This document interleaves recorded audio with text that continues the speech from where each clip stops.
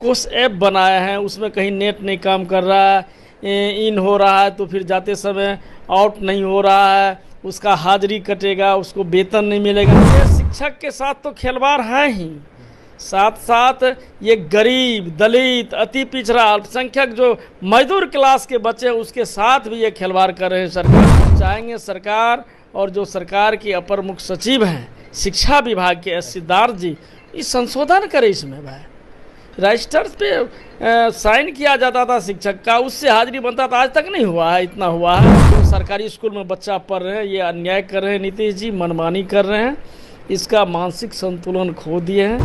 एक सरकारी शिक्षक थे और शिक्षक तो बेचारे हैं, शिक्षक के साथ जो अन्याय करेंगे वो रह नहीं पाएंगे। देखिए ये जो एनडीए का सरकार है और आदरणीय नीतीश कुमार जी के नेतृत्व में जो सरकार चल रहा है, इस सरकार में गरीब के साथ, अति पिछड़ा के साथ, दलित के साथ हमेशा अत्याचार किया जा रहा है।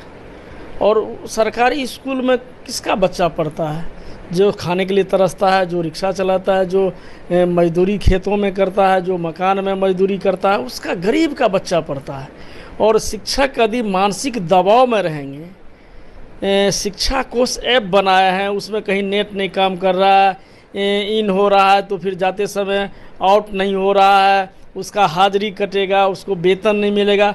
शिक्षक तो बेचारा है, उसको साधारण सा वेतन 30,000 से 40,000 के बीच में मिलता है, जो किसी तरह से अपने बच्चा का भरण पोषण करवा रहा है।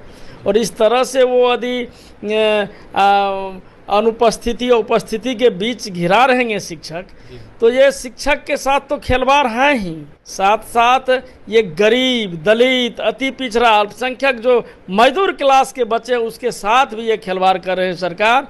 और हम चाहेंगे सरकार और जो सरकार की अपर मुख्य सचिव हैं शिक्षा विभाग के एस सिद्धार्थ जी, इस संशोधन करें। इसमें भाई रजिस्टर पे साइन किया जाता था शिक्षक का, उससे हाजिरी बनता था, आज तक नहीं हुआ है। इतना हुआ है कि आप वो तो शहर में, नगर में, महानगर में होता है, जो ऐप से लोग अटेंडेंस बनाता है, जहाँ पूरा का पूरा विज्ञान से लेस है। सुदूर देहात में कोई स्कूल है जहाँ मोबाइल नहीं लगता है, उसमें आप ये करवा रहे हैं क्या? शिक्षक के और जो शिक्षक और जो बच्चा सरकारी स्कूल में शिक्षा ग्रहण कर रहे हैं उसके साथ अन्याय है, खिलवाड़ है।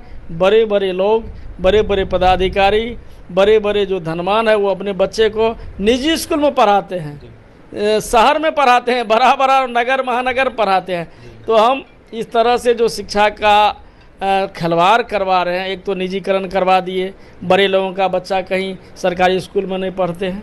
हम लोग गरीबी से आए हैं, हम लोग देखे हैं, बोरा चट्टी पे पढ़ के आए हैं, आधी रोटी खा के पढ़ के आए हैं कि कितना कठिनाई है गांव में पढ़ने में। सुदूर देहात में पढ़ते थे, फूस का घर हुआ करता था उस समय में। और इस तरह से यदि शिक्षक के साथ और जो सरकारी स्कूल में बच्चा पढ़ रहे हैं, ये अन्याय कर रहे हैं नीतीश जी, मनमानी कर रहे हैं, इसका मानसिक संतुलन खो दिए हैं। हम तो कहेंगे कि जिस तरह से पहले शिक्षक को टाइट करे, शिक्षण संस्थान को टाइट करे, शिक्षक समय से आवे, शिक्षक समय से जाए, विषयवार उनका जो है पढ़ाई करे शिक्षक, इस पे समय देना चाहिए, इस पे मंत्रणा करना चाहिए। सभी पदाधिकारी को, शिक्षा विभाग को करना चाहिए निश्चित। और ये कर रहे तो ये अन्याय है। सदन शुरू होने निश्चित हम एक शिक्षक रह चुके हैं, हमारे पिताजी सरकारी शिक्षक थे, हम भी एक सरकारी शिक्षक थे। और शिक्षक तो बेचारे हैं, शिक्षक के साथ जो अन्याय करेंगे वो रह नहीं पाएंगे। ये कितना दिन ब्यूरोक्रेसी से सरकार चलाएंगे, वोट बटोरेंगे, ये तो कहना मुश्किल है। और शिक्षक के साथ अन्याय होगा, ये अन्याय हम लोग बर्दाश्त नहीं करेंगे। हम निश्चित सदन में इस मुद्दा को उठाने का काम करेंगे कि शिक्षक के साथ ये अन्याय नहीं करें।